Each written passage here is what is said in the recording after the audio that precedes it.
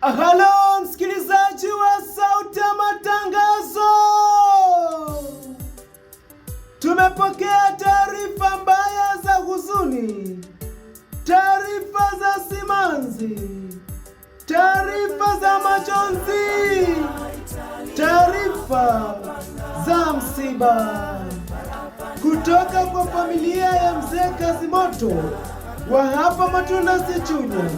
Inasikitika kutangaza kifo cha mpendwa wao Festo Alberto Kazimoto mwenye umri wa miaka 39, kilichotokea tarehe 23 mwezi wa 8 mwaka 2026 majira ya saa 9 usiku hapo nyumbani kwao alipokuwa akiendelea na matibabu.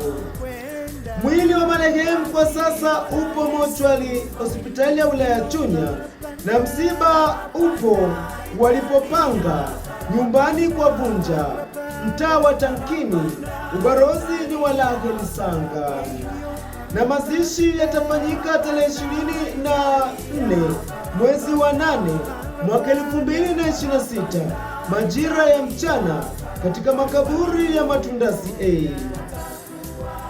Pia msiba huu utasafirishwa kwenda kwao Matema Mlimba, Morogoro tarehe 25 mwezi wa 8 mwaka 2026.